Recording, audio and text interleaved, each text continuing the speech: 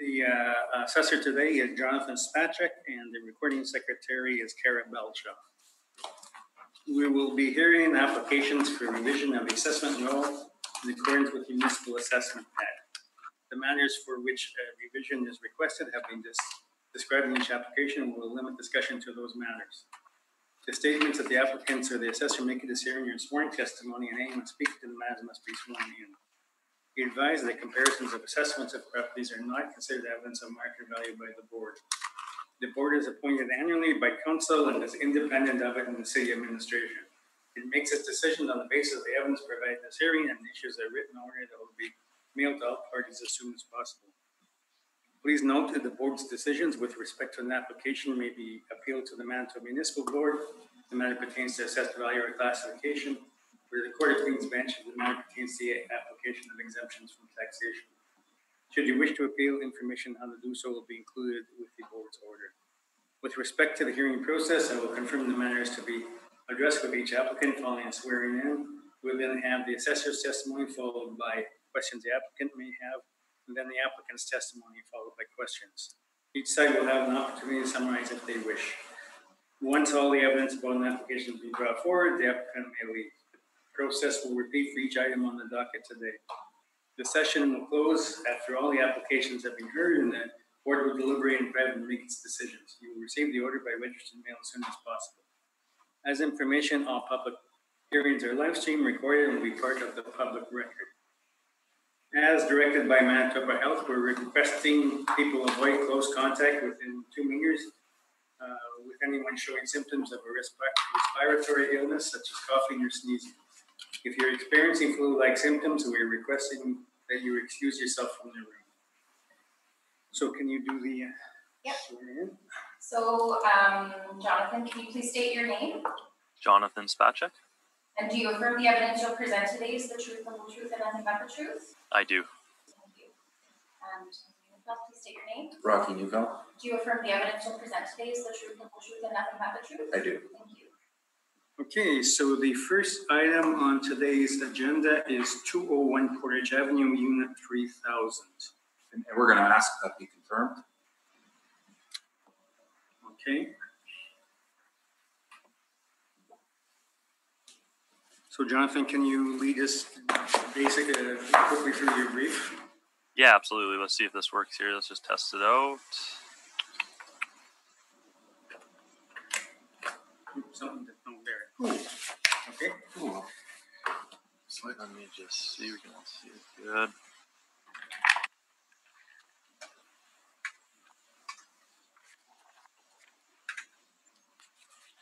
Okay, so can we see it? Can you see my brief all right? Yep. Okay, perfect. So we're looking at Unit 3000, 201 Portage. This is, let's see, file number 195882, roll number 40512. This is 12,898 square foot unit at 201 Portage. It is a base ARV of 230,229 and a total ARV with occupancy cost of 261,840, and I am asking it be confirmed today. Okay. I guess you have no questions, Rocky? No. Any questions from the panel on this? Okay, seeing none, then thank you. We will move on to the second item on the agenda, 730 Taylor Avenue. And Mr. Chairman, may I, to speed matters along, we are in agreement with the rental rate. It's a secondary issue. So business has closed. Okay.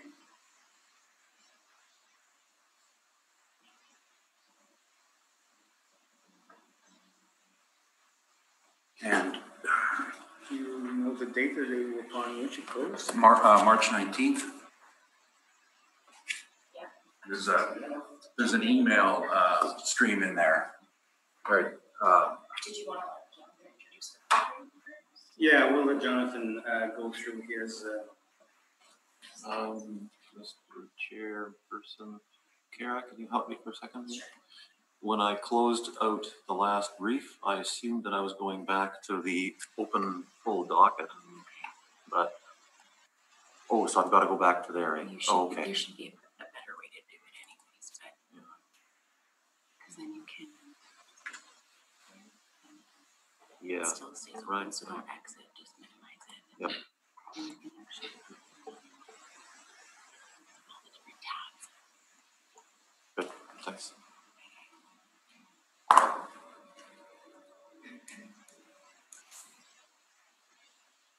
Lead us through your presentation.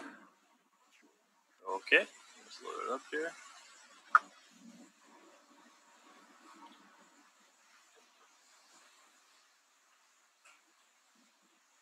All right, can we see the brief okay? Yes. All right, great. This is 730 Taylor Avenue.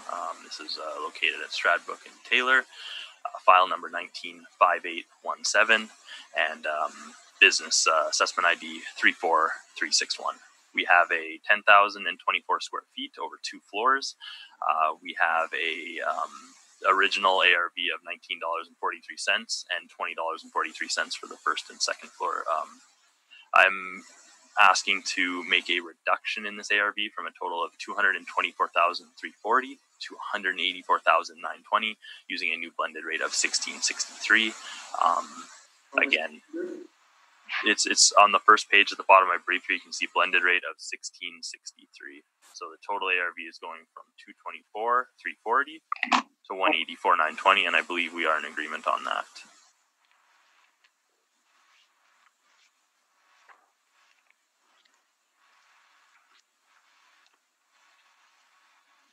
Any questions, Rocky?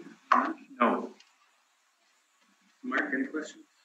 Grace, any questions? Yeah, I'm curious, when the business closes like that on March 19th, how does the business tax apply? Someone be able to tell me how that works? That was the question. Sorry, could you ask that question again? Yeah, if when the business closes on March the 19th, how are the taxes applied to a property in that situation? Yes. To see what happens? So we have a process in place. The owner lets the taxation department or through one or any way like that let us know that they have closed as of that date. We confirm that they have closed and vacated, and we would, if the full year of business taxes were paid for that year, we would refund up till that date. And if excuse me, and if it was, say, they were doing tip payments for the year, it would again be canceled as of that date. So there is a process in place for when a business closes. Okay, and so they pay only a proportion of the taxes then, is that correct? Yeah, that they've been open, yeah, for that year. Okay, thank you. Okay, now Rocky, is there anything you? Yes, I think the board also has the authority to make the change effective as of the date that we provided you, March 19th. I've just emailed the assessor the sales brochure. The pictures that you see in what I presented to you,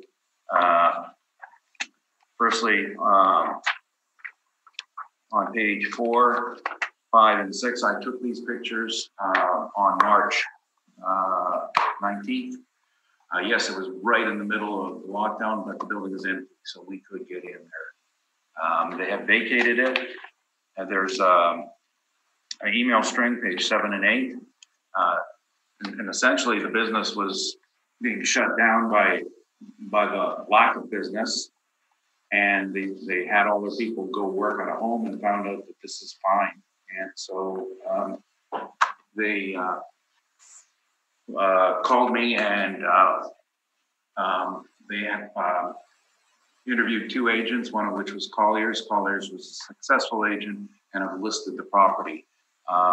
And that listing just came out last week, but so I didn't put it in here. So it's gone, it's closed. So I think the board has the power to say, in your order, we will accept the recommendation value and shut it down on that. And if it isn't, I've just emailed the assessor. He has this information, and we've made a formal request in the hearing process to close it down and send him the listing to.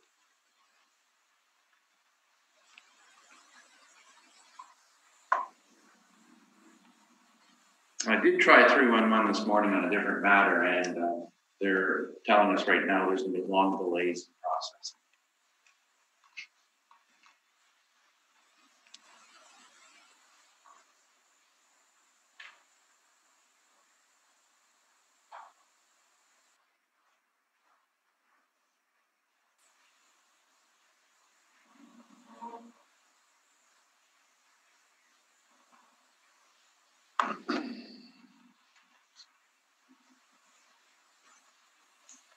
Okay. Any questions, Mrs. Patrick? No, I think this one's pretty straightforward. I do have the information, and I will pass on the vacate request for the. I'm just going to check that the date's in there. And you said that was March 19th? Yes, that's when we first spoke to them, and I was in the building. It wasn't the 19th. It was, I think, a day or two later. No, that would have been the weekend. Well, either way, our field assistants would follow up with that property and speak to someone to confirm when the vacate happened, and just like our normal process. All right. Okay, Mark, any questions? No. Maurice? Oh, thank you. Okay, thank you for that.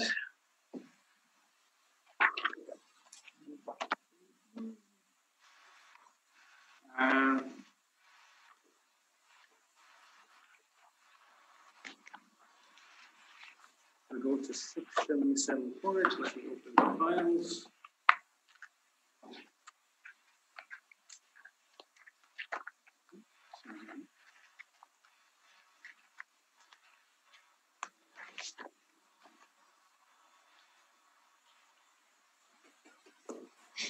Okay, we're on 677 Portage Avenue. So you may begin, Mr. Spacek. Okay. Let me just get this share working.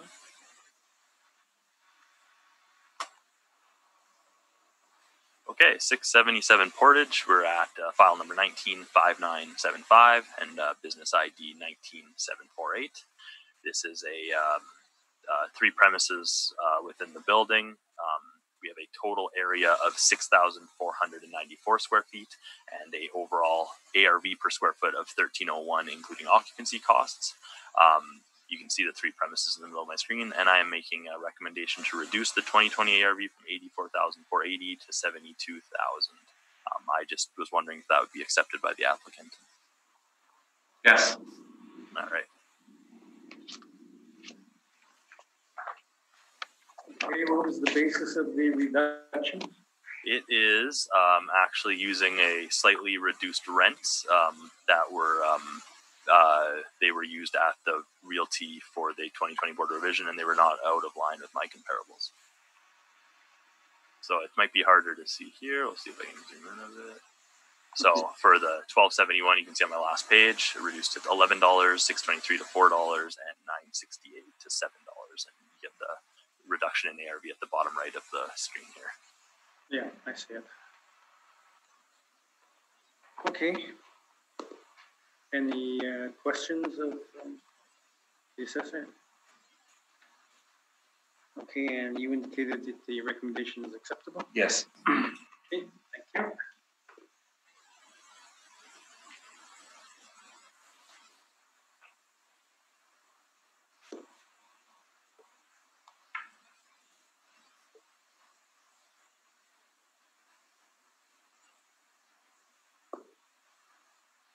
Who's doing that? Is he doing that?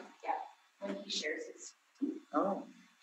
So he's just more technically proficient than the rest of us. Okay. Okay, we go to item 4280 Stradbrook Avenue. So, Mr. Spacek, can you lead us through that? Yes, no problem. So we're looking at 280 Stradbrook. This is file number 195902, business ID 37872.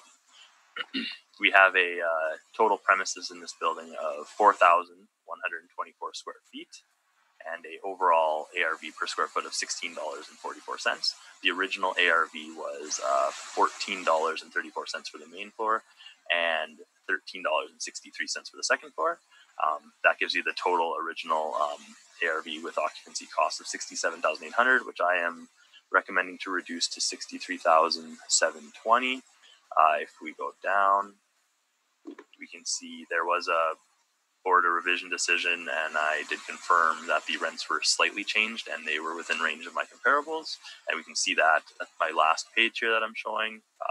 The rent from $14.34 on the first floor went to $13, and the rent on the second floor from $13.63 went to $13 as well. So an overall rate of $13, and if that's accepted, the ARV would go from $67,800 to $63,720. Yeah, how do you feel about that? Yes, we're accepting that. Any questions from the panel? No. Thank you.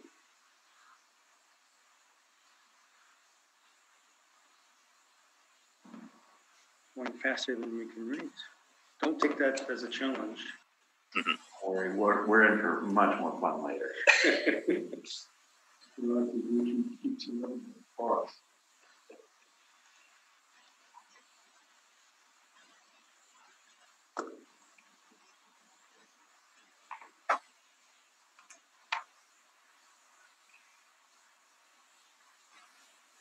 Okay, so we come to property number 5-6 Donald.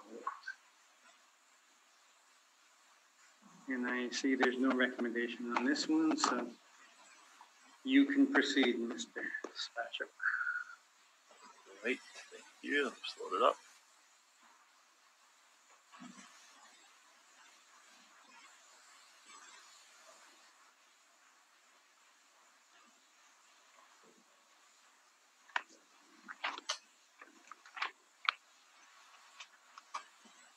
All right, 6 Donald, we have a file number 195763, business ID 29807. We have a total premises in this building, leasable of $12,730 with an overall ARV of $16.02. Again, the rent used for this property, $13.57. It was confirmed at the Board of Revision on a recommendation I made. I removed some space from the main floor that was storage, and again, it was accepted by the applicant, and I would ask that this one be accepted. I'm wondering if this one is being confirmed or accepted.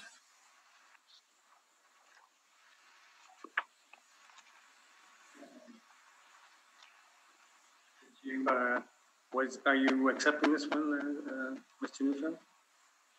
I have to check with the owner on this, on this. So for now, we'll ask for it to be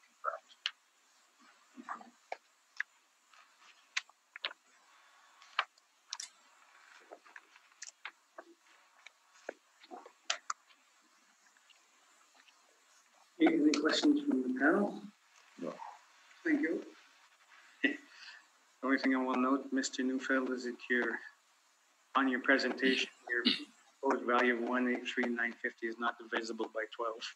Yeah, I know, but that's not my burden to bear. I look at it. No, the our burden to bear. I checked all appropriate legislation. Nowhere could I find that the board has been given direction to make it divisible by 12. I don't know where that came from either, but it's tradition.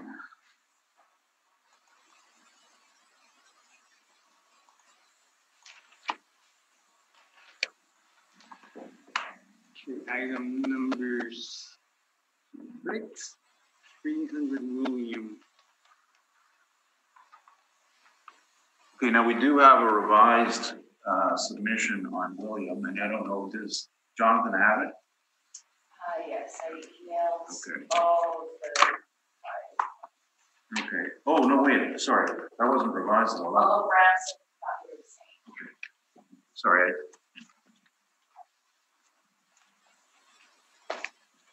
Then it is the right one, never mind.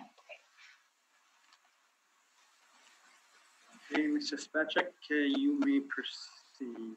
Yes, if you just give me one moment, I'm going to find this updated one. No, it wasn't. It was the same one. Okay. updated in my mind. No problem. Brief that I provided.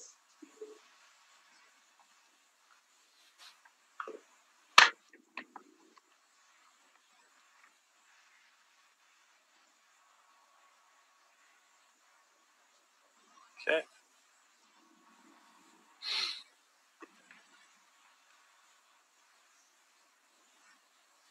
So this property we have today is file number 195760, business ID 27058.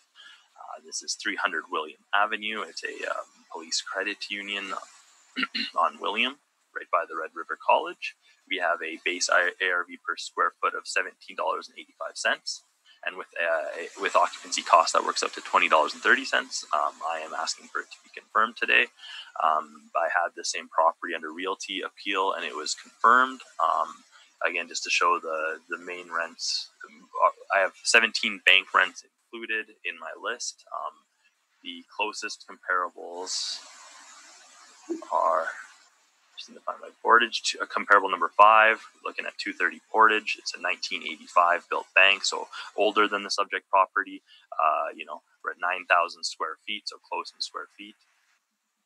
And the total rent is $15 a square foot. And then we have a wide range of banks all across the city for a total average of $26.82.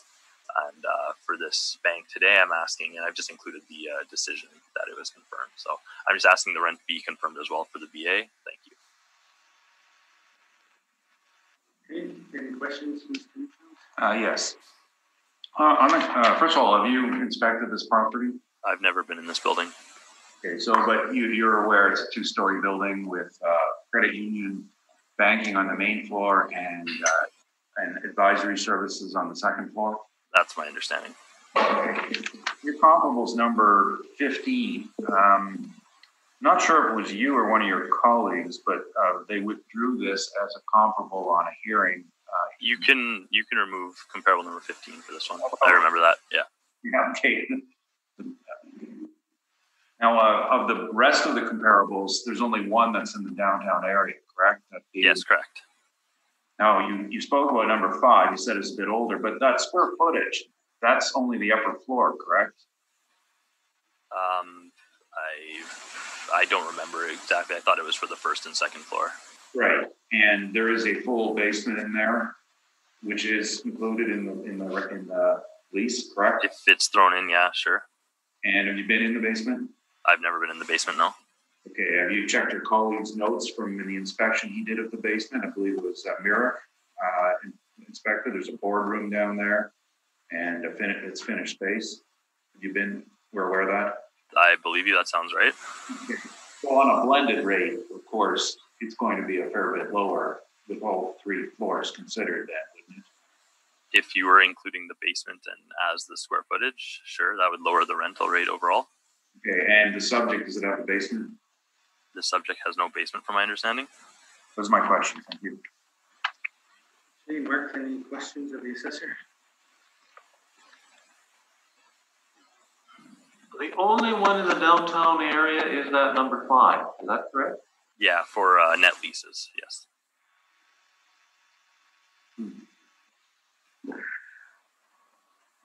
No, that's my only question. Maurice? Yeah, the main floor is the credit union, the second floor are offices. Do you know if they're related to the credit union operation or not? I believe it's all the same credit union in there. So in other words, would there be loan officers up there? Would there be other types of people? I'm not sure what the bank is employing on the second floor. A credit union operation as far as you know? Yeah. Okay. Now, how old is this building? Because you're referring to number 5 as older. What year is this one on William? I believe it was, I will just double check, but I believe it was 2003 off memory. Okay, so it's in the 2000s. I'm just going to double check. Remove this quick. No. It is still off.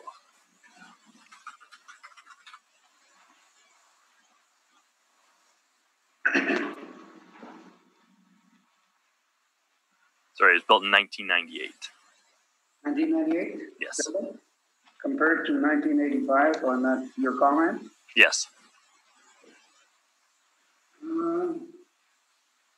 What about the parking on this one? Is there a problem with parking? There is parking included on the lot. Or is it parking on the lot? Yeah, it has a parking lot. Okay. And I know the others are all considered to be banks, but do you know if there are credit unions in the others, or you call them? Off memory, these are mostly banks.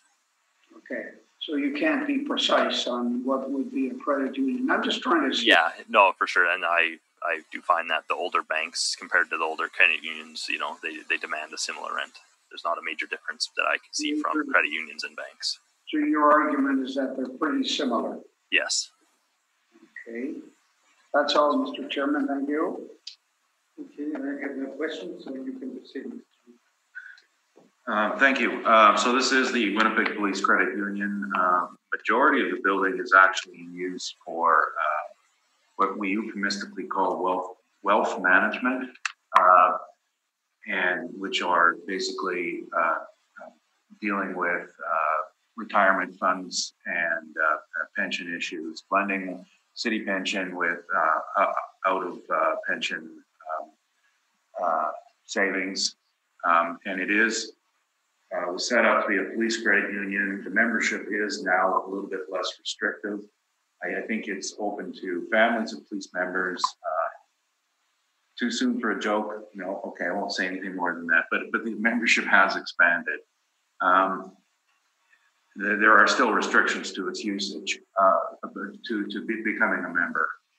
They set this credit union up because at the time it was across the street from the public safety building. Since the police have relocated to the old post office on Graham, they have opened a satellite office in there. So this bank, a lot of the space has become redundant and obsolete.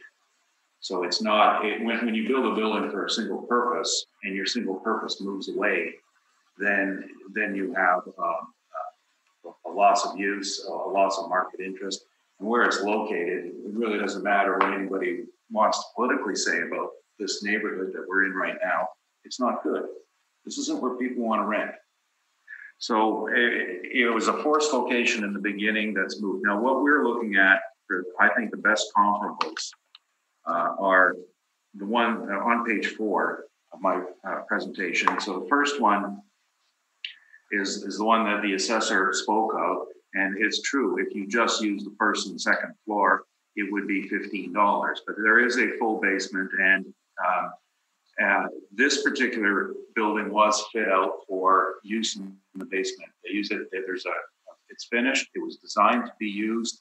It's not separately demised, but it's part of their operation. The boardroom is down there, and employee support services are down there. The lease speaks to all 3 floors. 14,665 square feet, which is actually $998 a foot. Now, presenting it as a $15 rent has to be taken into that context. What we're saying, if we're saying 15, we're just going to disregard the basement. You can't. Then it becomes an accessory use, or not accessory use, becomes an extra benefit to the operator. I think this is the strongest one we have. Now, the second one to look at is, again, very, very close by, which is 317 Donald. This building was initially, when Credit Union Central was in 215 Gary, they were downsizing. They had this building built to suit and did a lease back on it. A year into the lease back, they bought it out because it was, in their mind, more economical. It has parking, both outside and a great deal of inside parking. They've been downsizing as banking becomes more electronic. This was initially designed, most of the space, for processing checks. Back in the old days when we used to write checks and give them to people. So all the credit union clearing checks went to this site, and then the members they processed the checks. This is back when it took, remember the old days, when I clear a check, they say 3 to 5 days. That's because they were sitting here, if you had a credit union. So that's all gone electronic. So they've downsized now, but one of the most interesting tenants in this building is, I think it's the 5th floor. This is the Winnipeg Civic Employees pension benefits office. If you were a employee of the city of Winnipeg and you want to track where your pension is at, this is the office that does it. Their rent is $15.50, and this is virtually the same work that is being done on the 2nd floor of 300 William. And that those two are just great comparables. Incidentally, this building is now so obsolete that on a post-reference lease, when they had space come up, it went considerably lower. And the reason why is it's a neighborhood issue. I'm not slurring anybody, but if you look at the picture, in the background, left-hand side, at the back is Giant Tiger.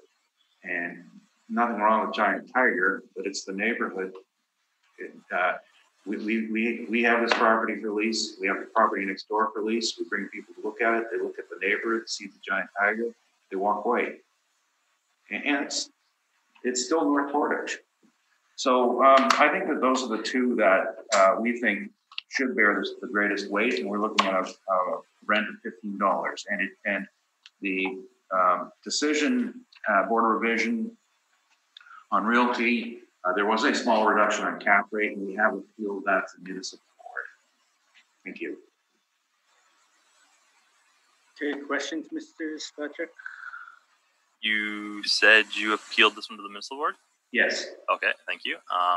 Also, I just want to ask, you spoke about restrictions to this bank, I guess lowering demand. What are the restrictions to join the police credit union? Not 100% prepared for this, but I think now originally it was police, and then they expanded to armed forces members and certain other people working in emergency services. And then I believe it was expanded to include family members as of right now. Last I spoke with the manager, Cal, I think that they were looking at further expansion of it. So I can't recall for sure. It's just a question of their declining numbers, or their numbers aren't up, that they have to expand it to remain viable. So as far as that, you're testing my memory. If you know, maybe I could look it up and see who it's open to. But when I first began appealing this 4 years ago, it was completely restricted, and it has changed. So you wouldn't confirm that it's families of police, friends and supporters as well? Yes, exactly. Yeah, so pretty much anybody. Well, see, it's too soon to talk about that. Not everybody supports the police. Okay. And then I believe that is all my questions for this one. Thank you. Okay, Mark, any questions? Sorry, I'm not entirely clear on what bearing the restrictions on membership has on the value. Could you elaborate? Sure.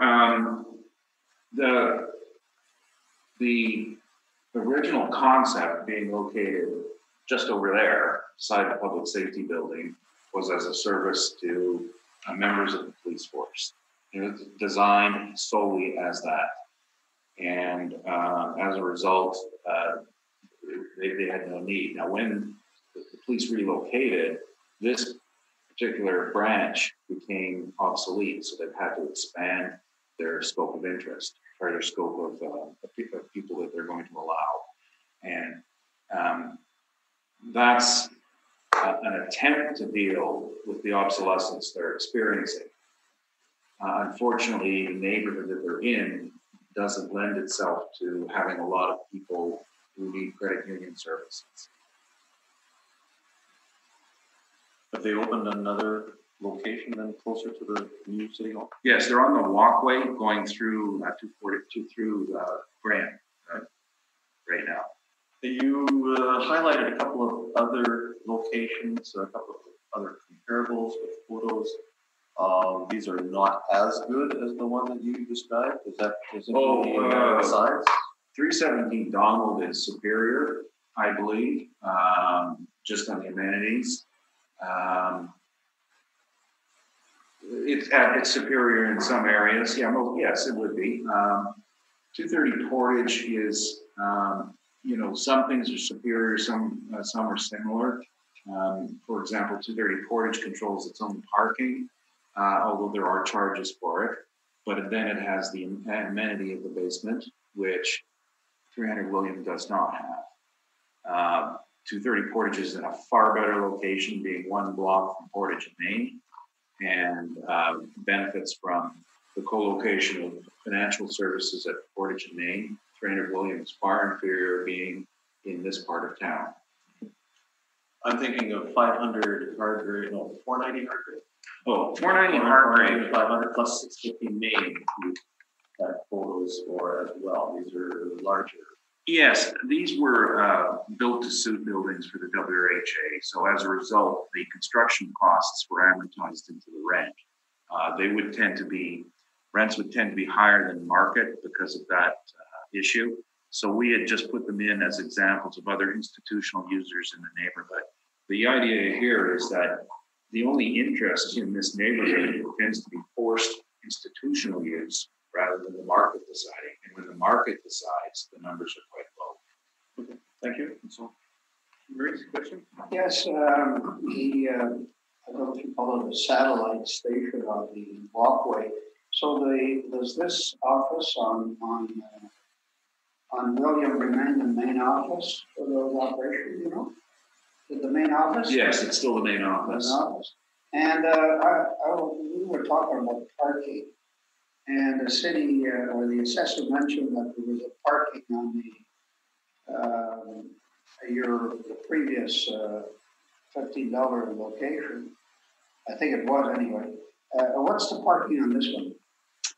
Is there parking? Yes, there is parking. There is no charge for parking. There are, you can see on page 2, the top of it, there's stalls, there's a drive-through. But most of the clients just drive up and park in the street. Well, yeah, I just wondered. In their black and whites, and nobody gives them tickets. Well, yeah. Wonder why. So there's some parking on that. That's correct. Yeah. But would there be more parking in the other location at the other comparable? 230 Portage has a lot of tuning for it, and I believe it's got 20 stalls. And this one? Just looking at it roughly, probably 20 stalls in that neighborhood. So you're comparing Yeah. the same stuff. Yeah. Oh, I can understand your comment that they can park on the street and not get tickets, but I'm still trying to see what legally is okay. Well, and every time I bring one of these in, I say that something else jogs my memory. I have an even more interesting comp, which we did not present to you. The old Robin's Donuts site, which my client now owns half a block away. We know that when these buildings go to market, that there is a significantly lower rent than when they're dedicated for an institutional use support, as this one had been. So I think 15 is fair.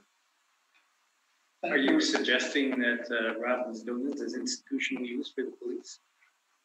Well, it was, and now it's Robertson College, and they're going vacant there too, and that rent is like half what we're looking for here. But it's just the neighborhood issue. When we're charged with looking at market, and as I said, when you look around here, all the buildings in here, unless they're government, the market rents here are low. Okay, any other questions and interviews? All right. We shall then proceed.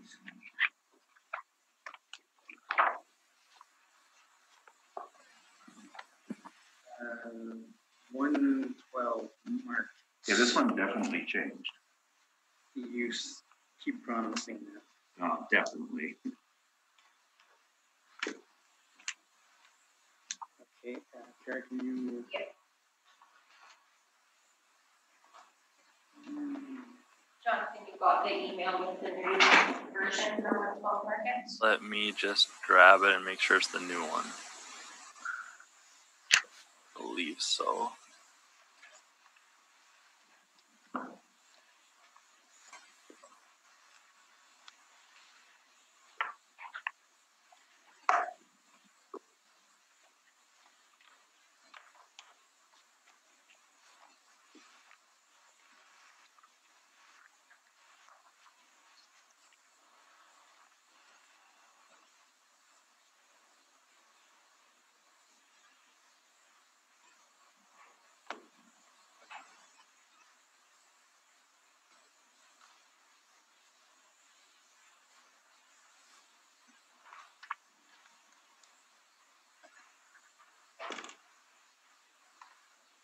Okay, you can proceed then.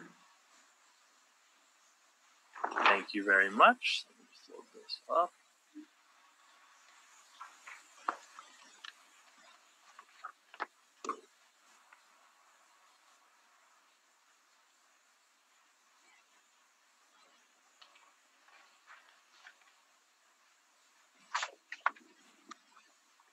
Okay, here we are, 112 Market Avenue. We have file number 195816, and we have business ID 52322. We have 13,000 square feet across the main floor and the basement of this property for a total annual rental value of $137,400. We are using rent of $9.67 for the main floor and $6.57 for the basement space. Again, the total is $137,400. I'm asking it be maintained. Again, I am including the same comparables that I used for the realty. Let's see if this works. There you go. So we just, for the realty hearing, it was a large list of OFD rents. This is a very old downtown, what we consider a old office downtown building. And again, my average rents for these types of buildings are showing at $11.40 downtown. But due to the condition of this property and how old it is, the rents are lower than that. The main floor, like I said, at $9 approximately 67 cents, and the basement at $6.57. I did include 2 floor plans for this property, as I wasn't 100% sure if the leasable area was going to be an issue or not. I did not have any detailed notes on the new user of the space. It's a restaurant on the main floor, and they use it for a restaurant / nightclub activities or banquet meeting in the basement, and that's why I've included these. But I am asking that the rent be maintained today. Thank you. Okay, questions, Mr. Newfield? Yes. So you mentioned you'd use these numbers from the realty hearings, but that was for the entire building. Correct? Yes, absolutely. And the entire building is 5 stories? I'd have to confirm it's something like that. Yeah. So, and the rest of the space, with the exception of the first floor and the basement, are office, correct? Yes. And your comparables here, I believe they're all office, are they not? Yes, they're all office. And you did not bring food service rents? It was, I'll be the first to admit, it's difficult to find such large space, main floor, food service in an old office downtown building. Thank you for providing my answer when I asked that. The plans, where were these provided to you as a result of the realty appeal? No, they were part of the occupancy permit for the owner's business. Okay. And the realty, just getting back to that, who was the appellant in that case? The appellant was Altus. Okay. So now, do the sketches that they provide dimensions? They do. They're just very hard to read. But I did do a overall estimated calculation, and it was very close to the 6,500 square feet floor. And then it depends again if you're removing anything in that basement space. So this is one that could probably use an inspection to confirm how much space is being used. But at my overall look at it, just to confirm its reasonableness, it wasn't. It seemed reasonable to me. And you're at 13,000. Yeah. On the basement space. Sorry, have you ever inspected this site? Not inspected. I've been in it, but I've never inspected it for work. Okay, and what did anybody inspect the basement in your office? Not recently, from my history of the notes. Now, upon my inspection, it was obvious it hasn't been in use for some time. In those cases, and of course, be clear, the owner of the building owns the restaurant, and he has space in the basement which is not using. What is the liability in the business tax in those cases? You mean for somebody occupying the space and using it, or versus not using it? Well, yes. I mean, he owns the space. He's got a restaurant on the first floor. There was an overflow restaurant in the basement, which when he purchased the building and opened his business, he inherited, but he's not using it. In that case, is he liable for business tax, and under what grounds? Well, I mean, their owner-occupied overall is liable for all the space he owns, but there are cases where, right, if there are cases where that's not 100% true, but that's overall the view of owner-occupied space. Owner-occupied, but he's not paying business tax on vacant space on the second floor, though, right? No, not if he's not using it for his this is for under his business. Both, occupancy permit for both floors. And he's getting his business tax on those spaces. On the basis of the occupancy permit? Yes. And does that coincide with the policy I've heard many times verbally of care and control? What do you mean? Please explain. I've never used that before. Okay, then there's no point asking about it. I just from past history where we run into this actually with this fellow's brother on his site on an owner-occupied space, but that's fine.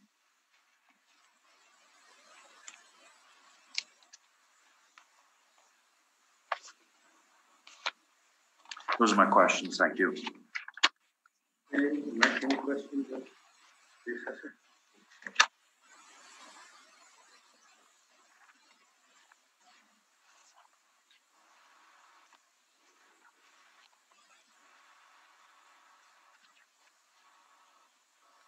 So there are the two premises, and one of those, is it the first one that is the basement? The first one is the main floor on my evidence. That's the main floor. Yes, that's the restaurant.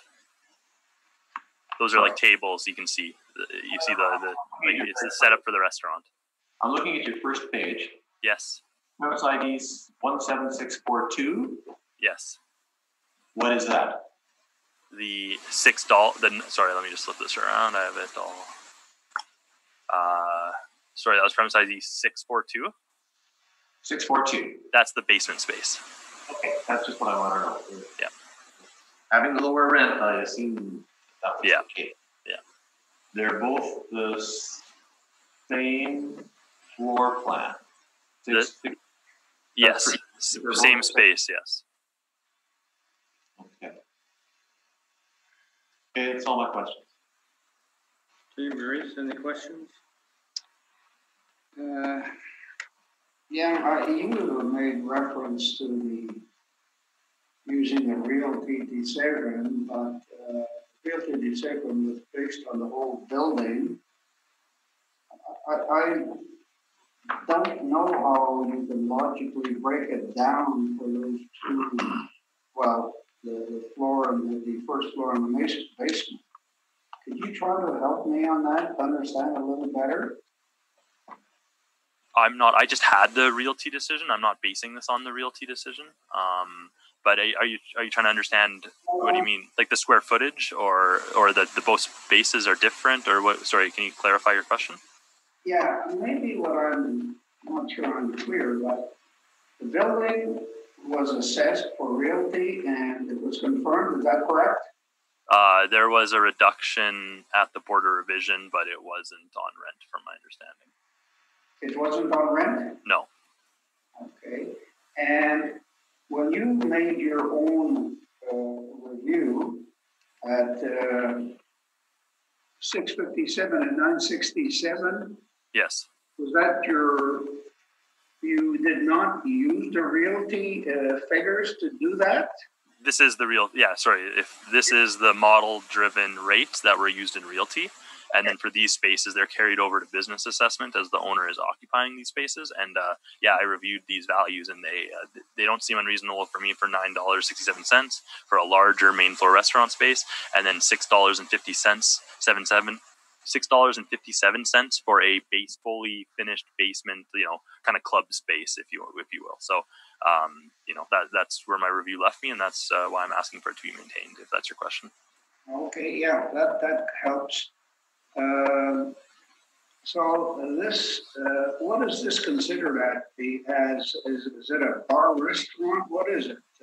Yeah, it's a restaurant you go to for food and drinks, and they have some extra space to do events in the basement if they'd like. Oh, that's what it's used for. That's the last. That's what the occupancy permit, and my understanding of the property. You said you were in the building, but did not inspect it. Any views on what the condition of the building was? It was just cleaned up main floor restaurant space. Nothing amazing, nothing terrible. It was average condition in my opinion for a main floor restaurant in the Exchange. Okay, when was that? Maybe a year ago. So it's recent. Yeah. Okay, that's all I had, Mr. Chairman. Okay, and I have no questions, so you can proceed, Mr. Mitchell. Thank you. So, first of all, we have a belief on the manner in which forced closures by the provincial government have affected properties directly, which I'll be presenting here, and it's common with two other properties. So we can save time later by saying that we have the same position.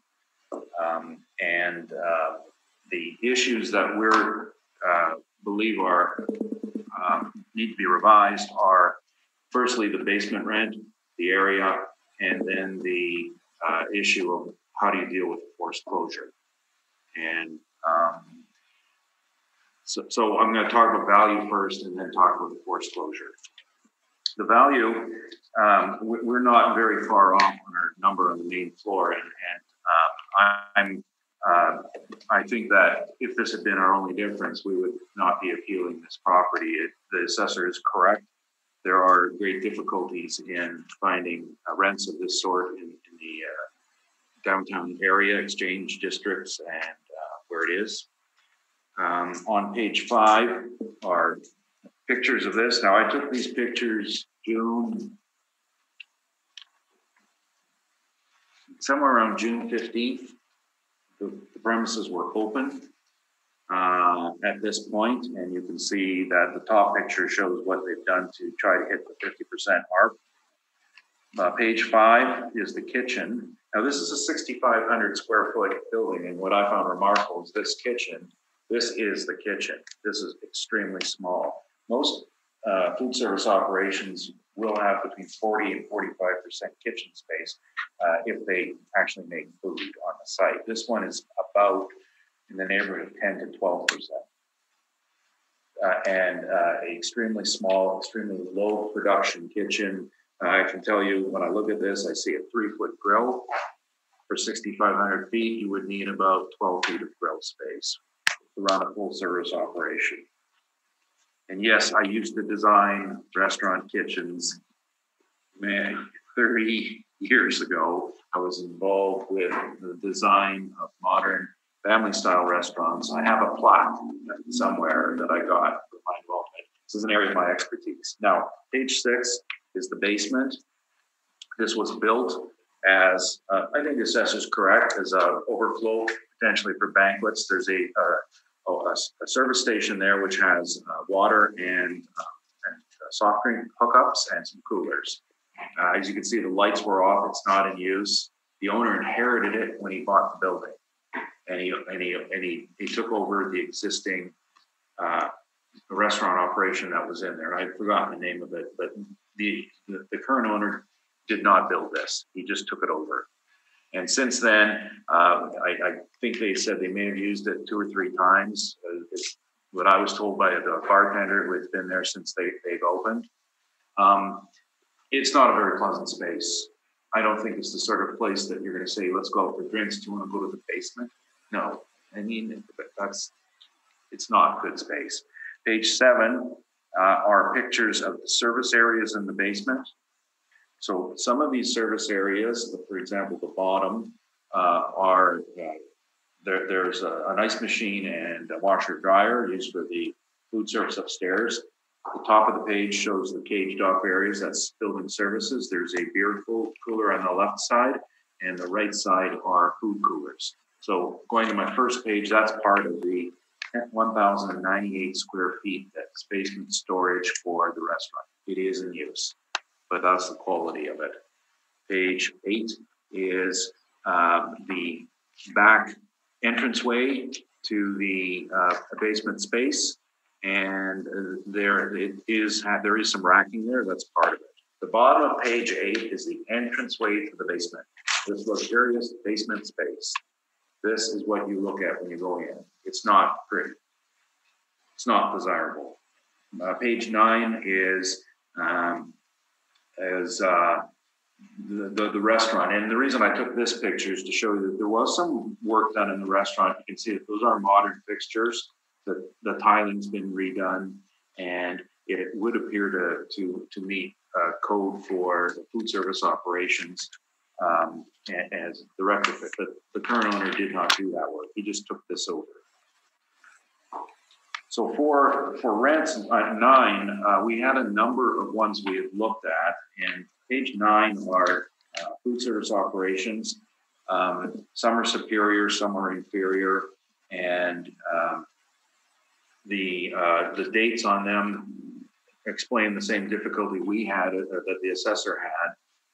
For example, the keg rent, keg is extremely superior to this. Brooklyn Bistro, this is a first and second floor rent, and this was taken over by Salisbury House, and I think Salisbury House has a higher rent when they took it over. This is first and second floor space. And before Brooklyn Bistro, it was, I think, called the pool hall. This sort of restaurant. The Sal's on the Bridge, we're not going to rely on that, but I bring that there just to show you the difficulty of putting food service operations somewhere, just because I think it'd be a nice place.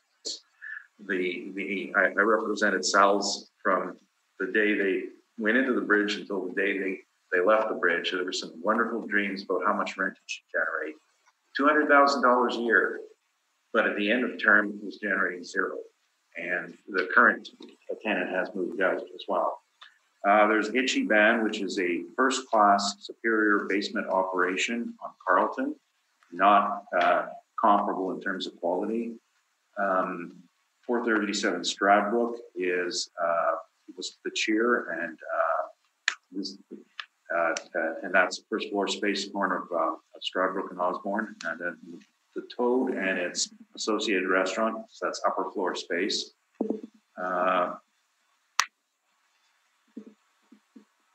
Okay, so I had mentioned I did have 2 different years of rents. Oh, I see. I didn't blend it there. Okay. Moving down to 185 Carlton. This is Shannon's Pub. This is in the basement concourse area of an office building. It was empty for many years, and Shannon's is now renting it at $880.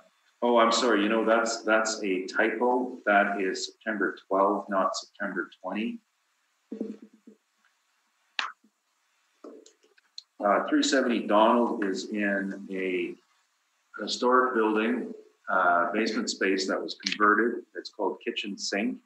And this is all new space with a new, and it's not basement, this is a split level height. That's at $9, and then 70 Arthur, that's another split level site. It's not basement, it's at $7. Page 10 are rents from buildings in the area on Lombard Market, McDermott, and Arthur. Most of these are office, and there's some where the sizes are large, and that's because some of these buildings, the rent rolls were awfully difficult to decipher because they were gross buildings. And so what we did is presented the entire building gross rent, net rent on that, and then put in some of the main floor units. That's the explanation for that. Now you'll note that the building itself, 112 Market, the rents I have in there, and I don't have full details in the terms. Leo said that they were short terms. I assume month to month. The net rent in the building is $495, and there are several others. So from there, we believe a rent of $3 should be applied to all the basement space for the amenities it offers, its lack of desirability, the forlorn hope that it could ever be a food service operation at any time in this neighborhood. They still have it set up as that. If they decommission it, then we take it off the roll. But it doesn't, the cost of decommissioning does not compare to the cost of carrying. So it is what it is. So they do have most of the time care and control over it. So that's the difference. And so we used actual sizes, 9 on the main, 3 in the basement. As far as the air conditioned area, I do know that the basement storage area is not air conditioned, and the rest of the areas, well, with the exception of the very small kitchen, are air conditioned. So that number is may not quite be, maybe lower than that, but I didn't get a chance to measure. So we have 12,810 square feet. And I believe that those were the numbers that were presented by the owner at his realty, because he did provide me with them on his business appeal. So on that basis, the value should be 108,440 as compared to 137,400. That's phase 1. Moving on to phase 2 is, I believe it's a bit more of a legal concept. And I began working on this about March 10th or 11th, when it became quite clear that businesses were going to be closed.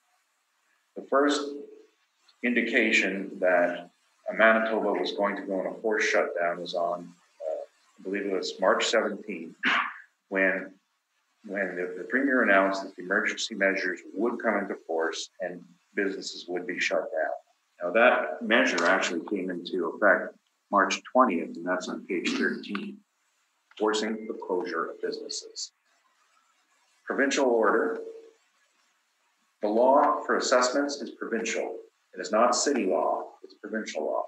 So the province grants the right to tax, and they also grant, now they've taken away the right to be an occupant. Thinking of the care and control. This owner no longer has control over the use of his property. Now, the significant portions of the Act are page 11. So this is the City of Winnipeg Charter. 316.2, the second clause. The premises used or occupied by a person for carrying on a business in the city. They're not carrying on a business in the city. They're not allowed to. Section 340, at the bottom, cancellation or reduction of taxes. The charter says the business is required to be reduced because of the reduction in the size of the premises occupied or used for the purpose of the business. They were forcibly changed from 12,810 square feet to 0. And then the last one, which is F, where a business has ceased to be operated. Now, the debate on that is I did contact 311 and request that they cancel the taxes, and they said that, and I gave them a list of properties, and they said, well, they haven't ceased to operate, they've been suspended. So they're trying to put a spin on ceased operations versus suspended. The Act, as you can see, doesn't say temporarily or permanently. They ceased operations. They were required to close operations. And the funniest thing about my response from 311 is they said, the ones you mentioned are all carrying takeout business. Now, one of the ones I applied was my own office at 305 because we had a COVID positive test amongst one of our tenants. We had to close. I said, we haven't delivered a single pizza during our closure time. So, along with this, we had this ongoing debate through 311 with the assessment department. We spoke to Councillor Klein, who was sponsoring at that time that the taxes should be closed, turned off. We spoke to Councillor Orlico, who was put in charge of the Mayor's Committee on reaction to COVID-19 for business. And we spoke to the province. And this is where it gets rather interesting because Mr. Mercury pointed out to me that the Act actually empowers the PMA in this case, not the city assessor, because all assessment is the responsibility of the PMA. So this is a rather fortuitous, interesting. What is PMA? Provincial Municipal Assessor. They actually can tell the city what to do under the Act, Section 5. So we did contact the PMA and say, can you take this to the minister? We would like some direction. And then I contacted the Premier's office. And all of these people have so many other things to do, and I respect that it's a crazy time. We have not got feedback, but we've been left in limbo. Now, our review of this with legal is that if you're forced to be closed because the province orders it, and the province controls, or the province dictates assessment, they have within our constitution authority for taxation of this sort is a provincial matter. The city is purely an administrator. Some powers can be given to them on an administrative level. But for example, and I don't know, Mr. Bresky's going to correct me, the PMA can actually direct the manner in which an assessment is done. So for example, a big debate about the 2% non-recoverables, the PMA can dictate that becomes part of it under the Act. Well, that's what our lawyers say anyway, but that's an aside. That's not our main issue. Our main issue is what I'm pointing out to you. Now, on page 12, this is from the Municipal Assessment Act.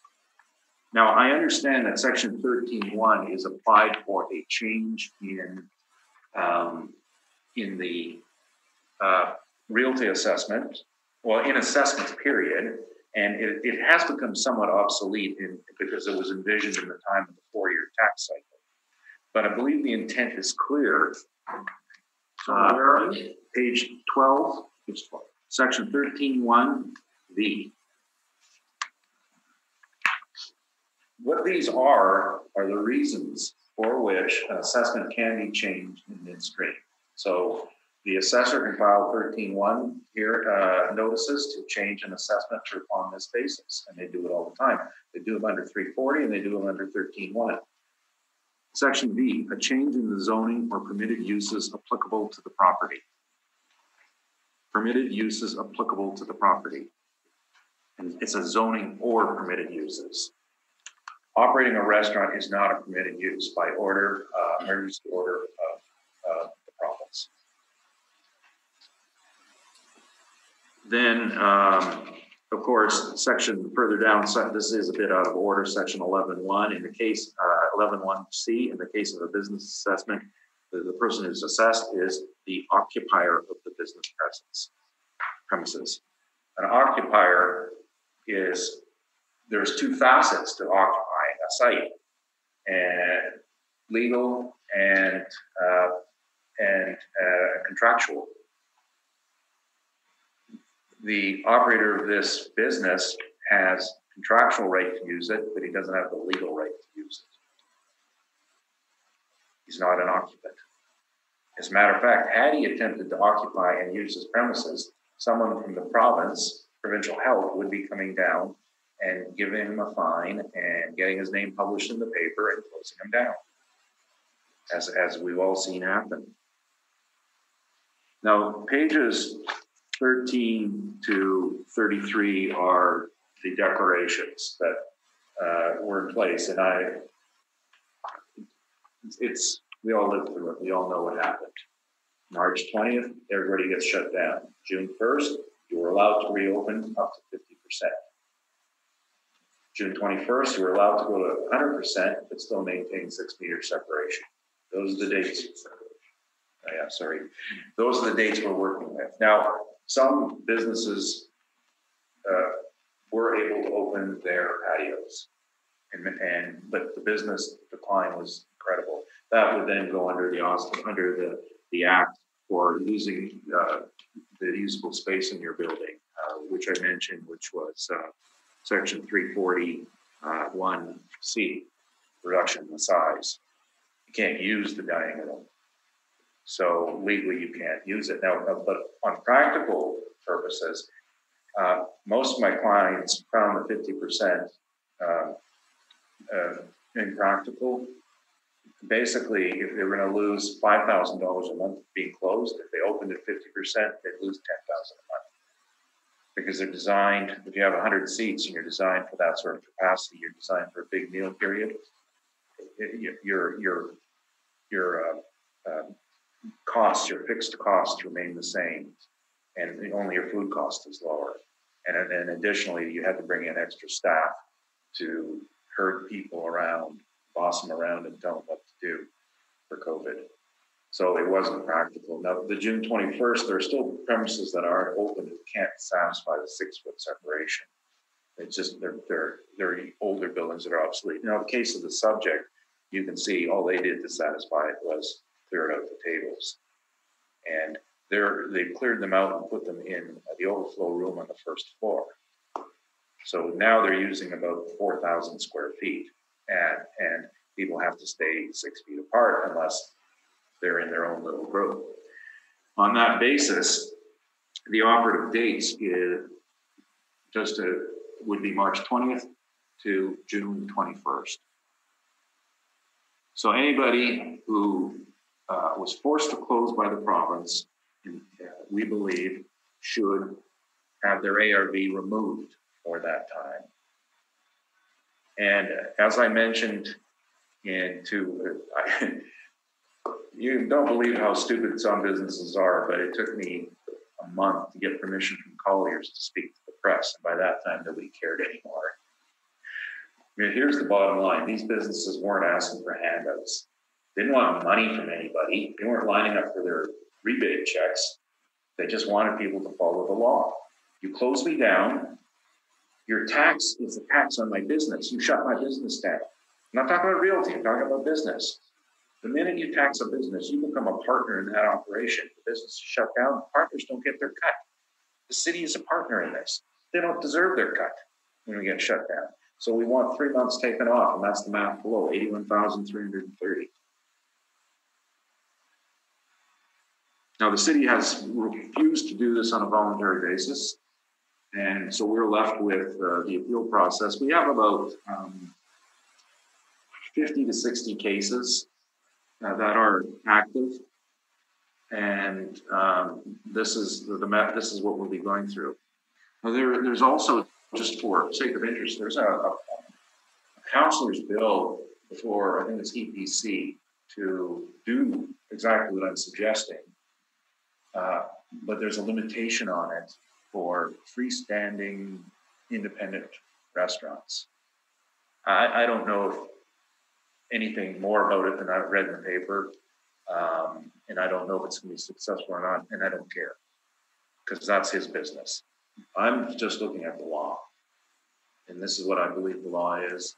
And on short notice, we had intended to have this argued by a lawyer, but things are tough these days. So I'm well briefed. Thank you. That's my presentation. Okay, Mr. Patrick, questions? Just a few quickly here. Thank you. So with regards to your law argument, would you agree that this business assessment appeal is for the 2020 base year of value? That would be the economic condition as of April 1st, 2018.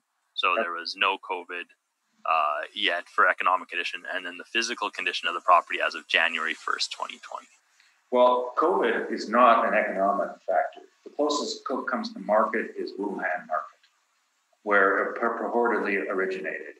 It is force majeure. It's an act of God. It is not economic. It is not real estate. It is much like the building inspector walking in and shutting you down. And that's not market either. It's a physical factor.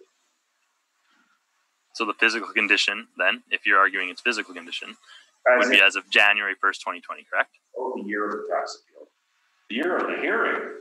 I mean, we're fortunate that we're actually, all of us are fortunate that today being June 25th, knowing that it looks like June 21st will be an end date in those cases. So today, the physical condition, the date of appeal, we know what happened. So just following that, so if we're having, say, a 2022 appeal and April 1st, 2020 is our date of economic, you're saying COVID won't be, it's not an economic condition? So like lower demand wouldn't cause, lower rent. Say, for example, if that happened, that's not an argument you're going to make. Well, no, like the impact of COVID on the real estate markets will be seen in future appeal years. And so one of the issues, as I mentioned earlier, we were somewhat close agreement on the first floor rent.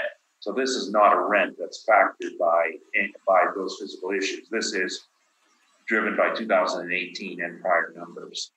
And no, we're not looking for a change on the market conditions. We're looking for physical conditions. And for the 2021 appeal, on the assumption that there are no more forced closures, the assessment could by agreement, by use of the charter, Section 340, be changed back for 2021, which we would consent to. And yes, I know it's a lot of paperwork, but the world's got a lot of paperwork for this. Everybody's got extra workload for this, and the assessment department's got to work a little harder. They've got to make these changes, put them into effect. When it's over, change it back. That's their job. All right, thank you. And next, so according to the City of Winnipeg Charter, Section 340, 341, as you stated, you'd agree this gives the tax collector the ability to amend and correct the tax roll. That's correct. Right? So, but what's under appeal today is the assessment roll, correct?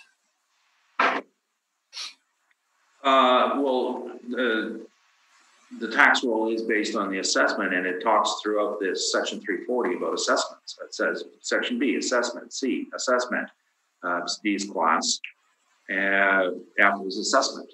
So the Act speaks to assessment. Yes, and thank you. And following the law, if a 340 or a 341 was adjusted and say it was appealed, that would be different than having the assessment that is appealed today, correct? Well, it's 340 is just the authoritative process, the administrative process by which values get changed. And it can be triggered by many things. It can be triggered by the changes, as 340 indicates. It can be triggered by physical changes, and it can be done at the request of the assessor. It can be done by the property owner going to the assessment department, pointing out an issue, and it can be done not under Section 340, but the other part of the Act is revision. Revision can revise. There's no limitation to what revision can do. There's nothing in the Act that says you can't do this. You can do it.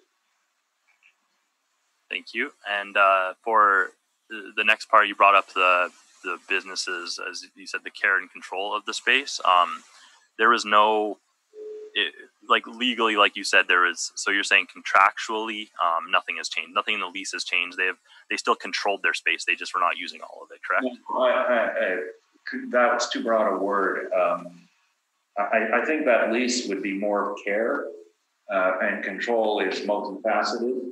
And control, when you go through the different types of control, there can be government control, there can be private control, police control, all the rest of this. They've lost what's called police control, which is zoning, planning, health authorities. So they're not one or the other. It's everybody has to be in there. You've just lost control.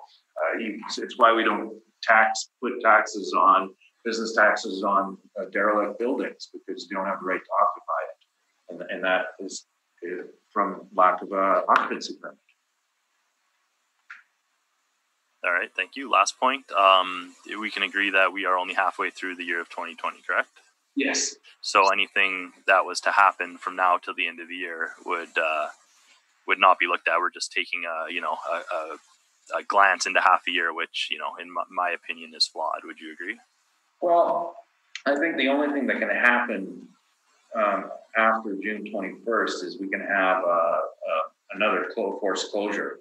And that's a difficult issue because we haven't had cooperation from the assessment department. So I don't see them coming willingly forward and doing these changes. It's something we'll have to go through the appeal system to get done.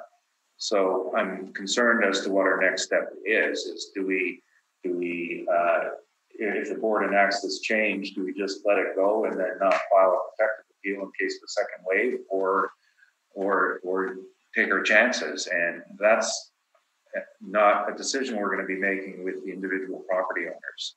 As of now, though, we are dealing with known matters as of June 25th. So we're able to make this request as of today.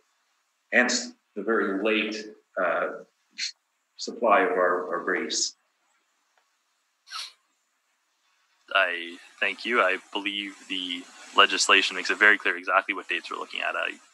January 1st, 2020 for physical condition. That is all my questions. Thank you, Mr. Chair. I'd like you to point that out as to where in the legislation that is that.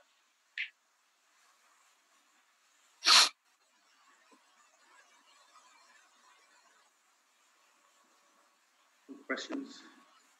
The $3 amount for the basement rent that you arrived at, where does that come from? Well, it was the lowest rent in my list. I'm not denying that it has some value. Page 10, I have 250 McDermott at $3.11 for some of the more basic units. And upon inspection, likely again, this is put on very short notice is all I had at the time. I would probably use a dollar rate for the 1,000 feet and maybe $4 for the 5,200 square feet. That was my original thought on this, and we just ran out of time on our preparation. So with the comparables on page 10, these rents are not just basement rents. No, they're historic building rents in the neighborhood. Okay. What can you point to, though, that then justifies that $3 rent for the basement?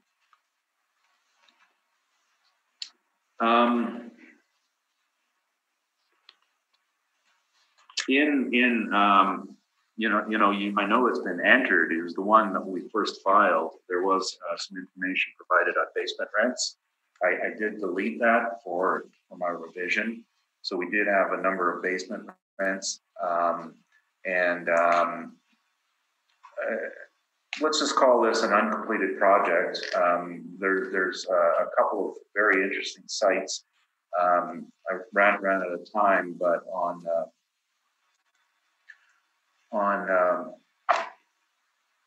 I'm just trying to remember the road because there was an expropriation of the property. We found a basement rent in that building very, very similar, which was $1. So I probably would have entered that. That would have been off the waterfront redevelopment area. Generally, and 323 Portage had one, and 407 Graham, we had storage rents.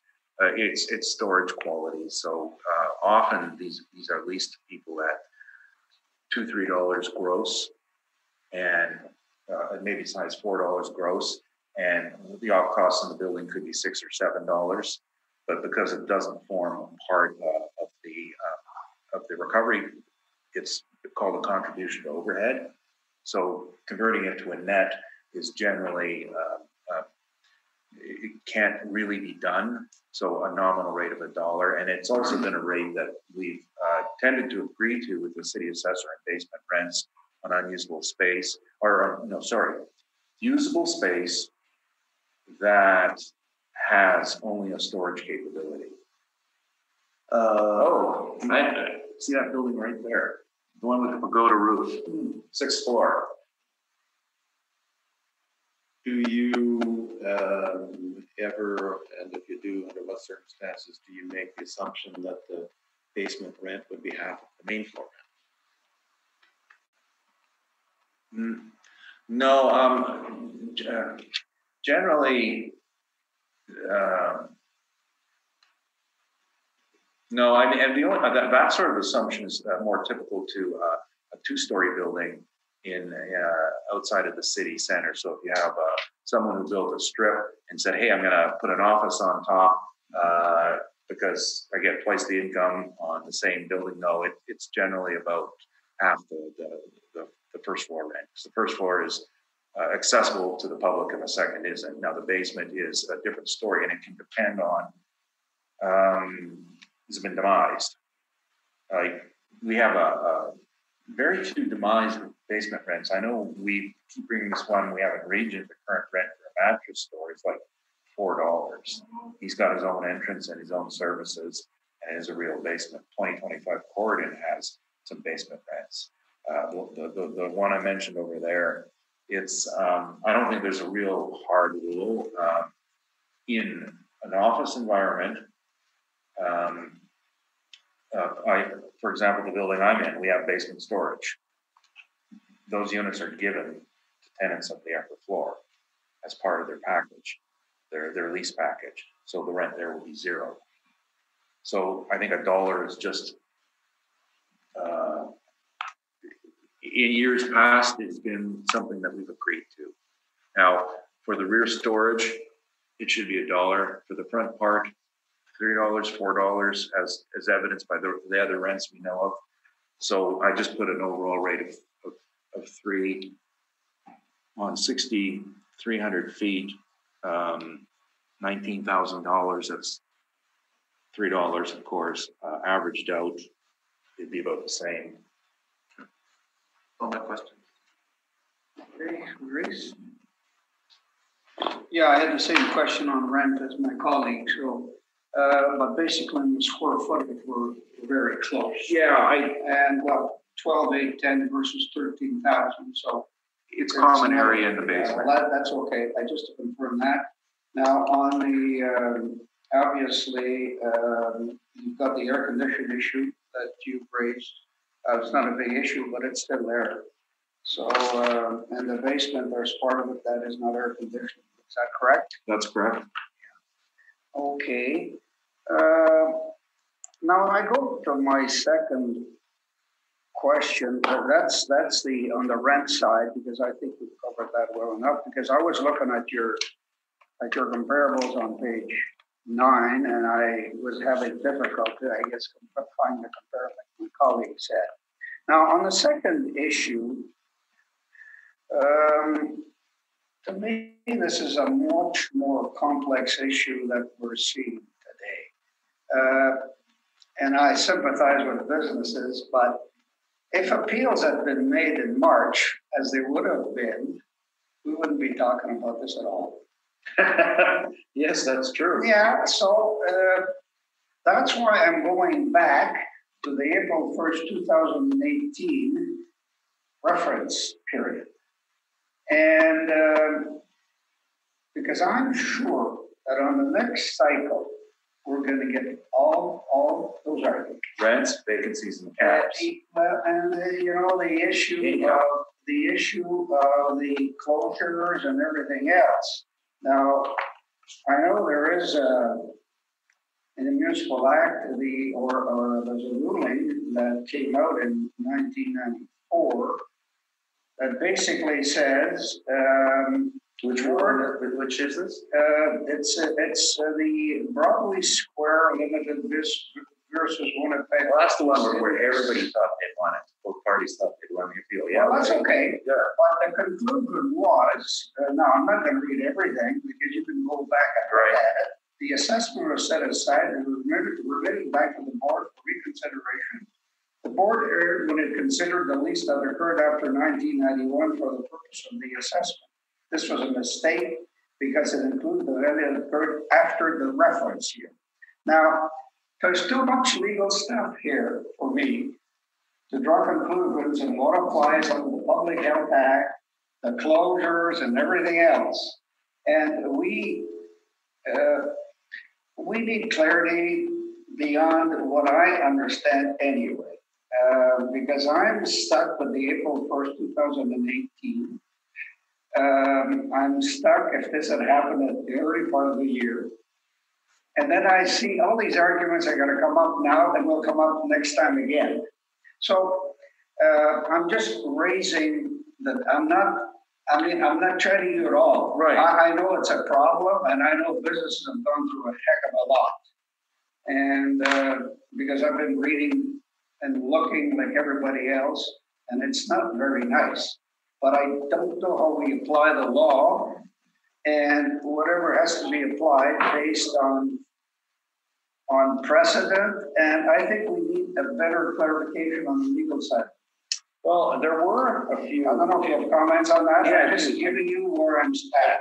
No, I do. And one of the areas that's been going through the courts has to do with exempt status.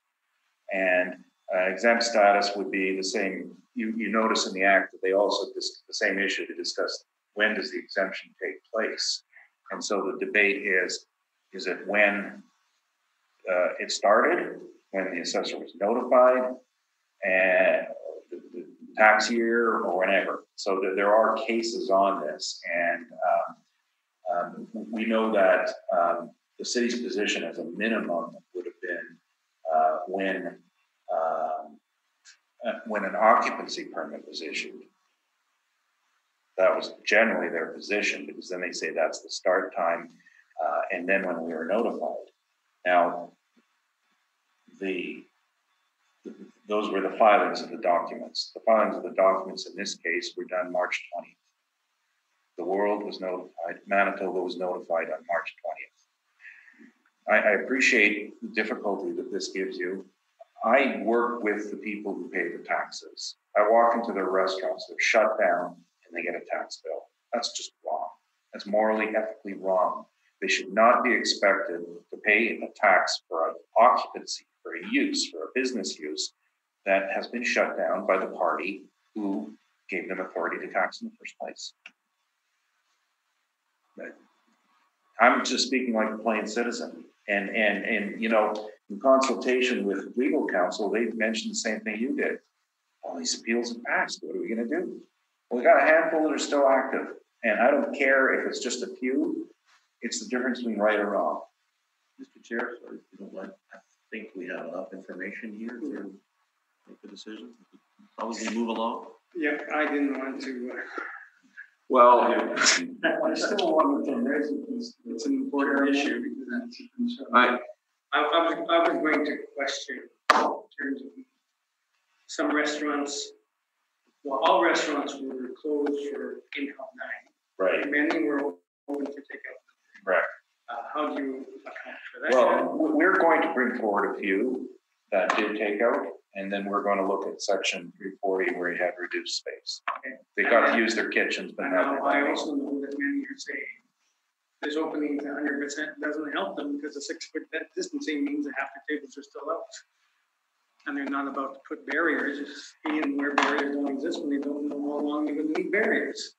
Yeah, that's a difficult concept, and I can tell you, and we're still thinking it through, but one of the things we noted about that is that the ones that can't do it are older ones, and they're like. I know just modernized chain restaurants. Well, they're dealing with the physical obsolescence in the design. Well, the placement of the seats. Have barriers between tables. Well, no, but think of I walked through City Place, which was done recently, so they had all their tables bolted to the floor. There's a mistake. They designed it wrong. They bolted them to the floor too close. I don't know what to do with those yet. I'll mention it. There's a Boston Pizza. Because of the booths. Not booths, they're tables.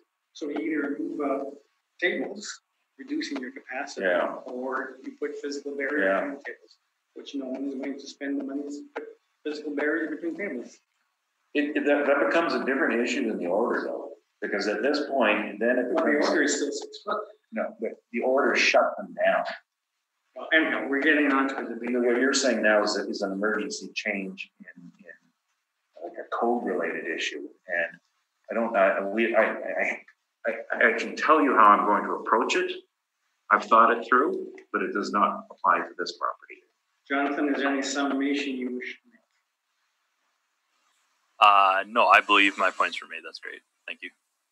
Okay, still fail summation.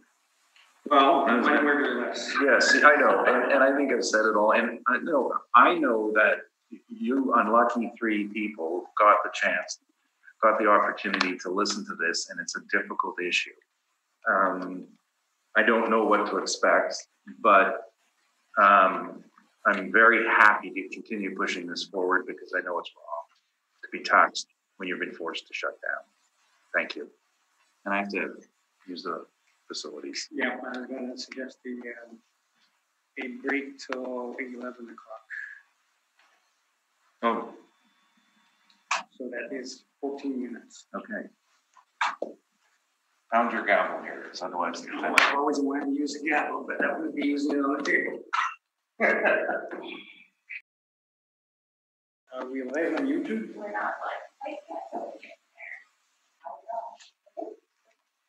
Okay, we will resume the hearing then. So the next property is 36 Screwfield Boulevard. And we'll ask for confirmation. Confirmed requested, so lead us through your brief, Jonathan. Oh, sorry, sound.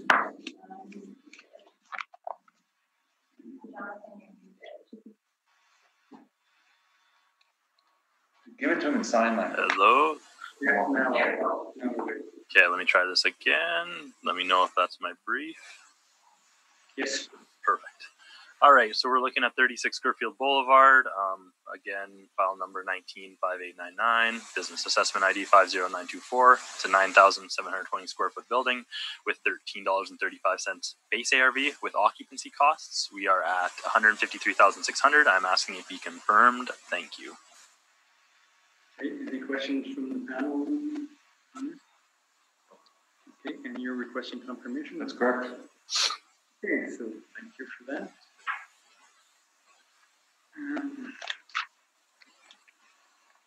Now we go on to 80 St. Anne's Road, and I send as a recommendation. Let me find that one.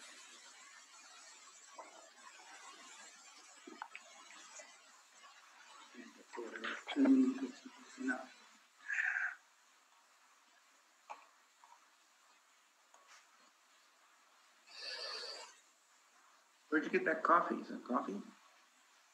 Here, Jonathan, to tell us border revisions, but if we were to tell you, we have to kill it. You didn't want to tell you, Ron. I know where it is. All right, I have 80 St. Anne's Road, I believe is the next one. We are at a recommendation to reduce the value from $140,940 to $118,800. The file number is 195888. The business ID is 6117.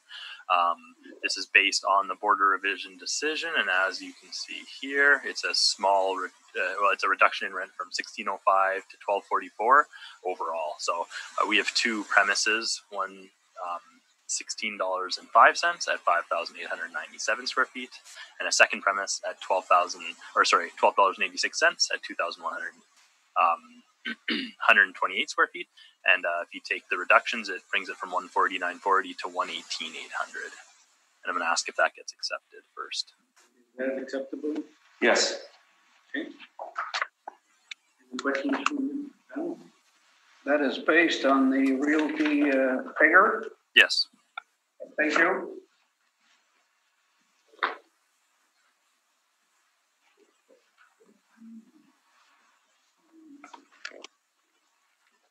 So the next is 2300 St. Mary's Road. Again, Yes. Is correct. So I have that one loaded up here. We're at file number 19588. Let me open the files. Okay, sorry.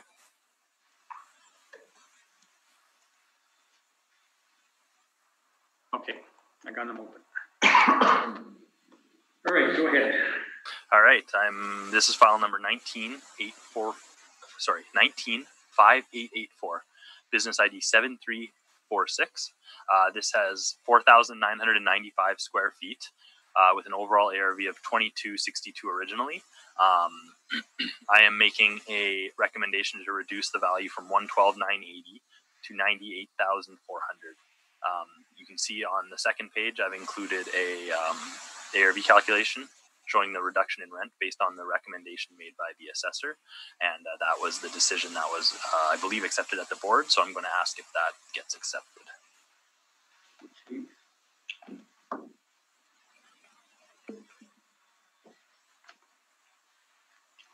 How do you feel about that? Yes, that's fine. Thank you.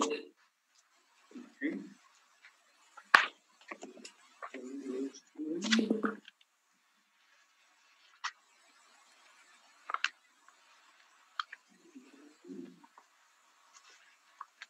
Just have to open these one at a time.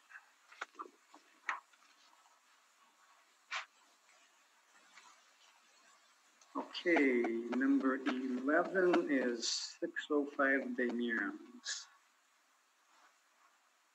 I'm sure Marisa tell me I'm pronouncing that wrong. You can't win, so it doesn't matter. We built it. We built the place. So I know that one. Okay, you can proceed, Mr. Spencer. All right, thank you. We are at file number 195851, business assessment ID 2856. This is a unit 200 at 605 Des Mirons, and we have 5,462 square feet at a overall ARV of $17.48. I am asking this be maintained today. This is a property that I don't have the board of revision decision, but I do believe there was a reduction, and there is a pending City of Winnipeg appeal on it. So I'm asking this be maintained at $95,460, and I've included about 6 comparables on Provencher and Marion, and they're ranging from 13 to 1550. We're at we're at a base of 1503, so we're not too far off the rents in the area, and that is my presentation. Thank you. Any questions, Mr. Newfields? Yes, so you mentioned that there was a reduction at Board of Revision. Do you have the number that it was reduced to? No, I usually include that. The only thing I can do is check quickly. I believe I can do this. If you don't have it. No, I do. But okay, I believe you if you want to say it. I wasn't trying to not have it. I just for some reason don't have it in this PDF. Municipal Board Appeal, whose appeal is this? I think he said the assessor. Yeah, the assessor has appealed the decision.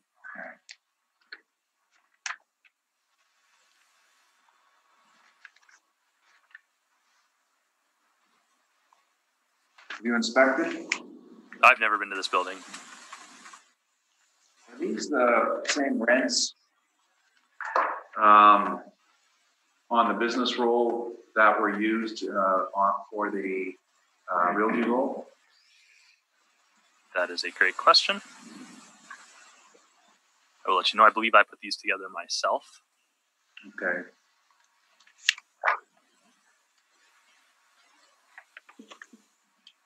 I believe the rents used were different and out of, not as close to the subject property. And your rent table ranges from 13 to 1550. You've gone to the higher end. Is that correct? Yeah, I'm just using the I'm just using the income that was produced by the model, and it wasn't too far off, so I thought it was reasonable in this case. Now, the subject property is on the second floor, correct? Correct. This is unit 200. Your comparables, what floors are they on? We have first floor, 3 on the third floor, and then the rest are on the first floor. Okay, so the ones on the first floor are what? Number one? 131 Provencher, Unit 111. Yes. And then comparable number 5, 188 Marion, and comparable number 6, 136 Provencher. Okay. So within that same building at 131 Provencher, you are demonstrating a different rent for upper levels versus main floor. Is that correct? Yes, absolutely. Usually the rent on the second floor is lower than the first floor in most cases. Thank you. That's my Any questions, Mike? And all of these comparables are office space, is that correct? Yes, And the subject is office space? from my understanding, yes. Okay, that's my only question. Hey, Mary? I have no questions, thank you. Okay, if you have any questions, so you can proceed. The property, the occupant of this property owns the building, so their rent, they have no arm's length rent. They rent the main floor, and the mailer is included in this that shows the rents that they're achieving for the main floor. That's on my page 6. When we had calculated it out, the main floor rents were approximately $12 a square foot. We had shown that to the board on, this is our workup on page 3. So that became our baseline of $12 on the main floor, and we had put a lower number on the second floor to account for the fact that it was second floor space. The difference in the units on the main versus the second is the main floors, they're much smaller, and their tendencies tend to be short and turn over. So as a result, we decided to put $12 on the upper level. Board order, incidentally, stated the decisions are based on net operating income presented by applicant, which is shown on page 3, which was actually $10 a square foot. For business tax, we had calculated this at $12 a square foot, and that's the number extended at $12. So this fairly represents the realty decision appeal, and our comparables that were supplied for business realty are on page 7, and this is a list of office properties across Winnipeg, and there are not a great number in the same area, none, and because office in St. Boniface is not in this section of St. Boniface. There are really only 2 office properties. One is the subject, the other is 604 across the street, which is the cultural center, and that's institutional use. So the closest rents in this area are actually down Archibald and are very, very low. So that's why we used what we did. And the first board agreed with us, and the city did not. So either I pulled the wool over the eyes of the first board and fooled them all, or I don't have any friends at the city. Thank you. That's my presentation.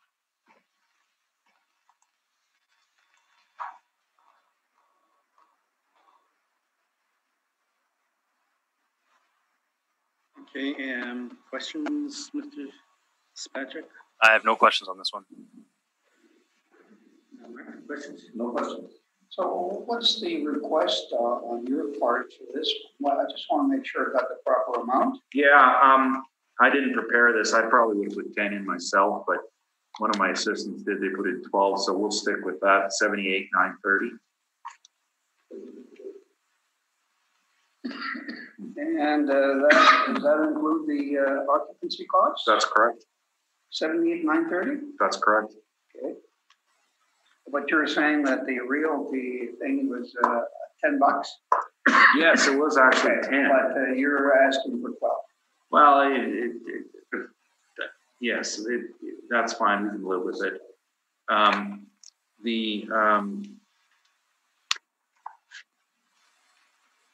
Yes. Okay, I get it. I just want to make sure I got Yes. the right figures. That's fine. Thank you, Mr. Chairman. Okay, just doing some ciphering here. To be divisible by 12, it'd have to be 78,960. That's fine. Or why did you go up? Why didn't you go down?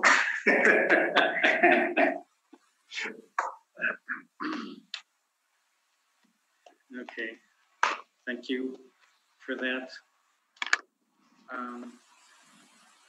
We'll go to 1295 Leland. I have one comment. Oh, okay. You know, like I said, the first board decided this, the city disagreed.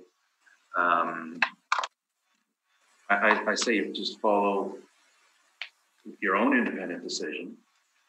You can consider what the first board did and let the city appeal it if they don't like it.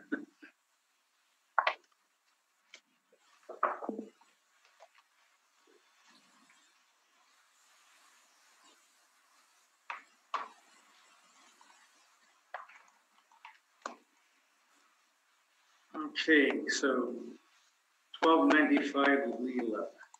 So you have a recommendation here. That is true. We are at file number. Do you want me to start?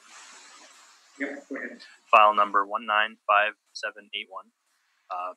Business ID 36350. We have 5,169 square feet at overall ARV of $22.47.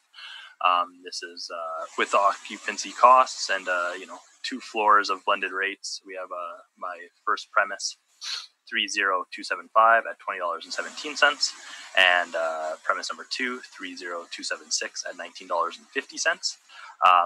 You can see that my reduction is to reduce the 2020 ARV from 116,000 to 160 to 112,680, and that is based on the rents used by the appellant in the realty hearing, and I followed through with those, and I'm going to ask if that recommendation be accepted. Okay.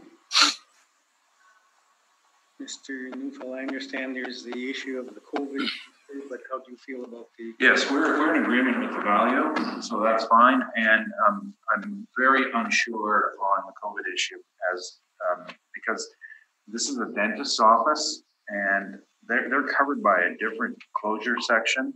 And I haven't confirmed as to the style of their work, whether or not it was, so I can't say, because the acts say that a health professional who's authorized to practice their profession may provide services, and in addition, for business that is can stay open, and also if there's urgent or emergency care required.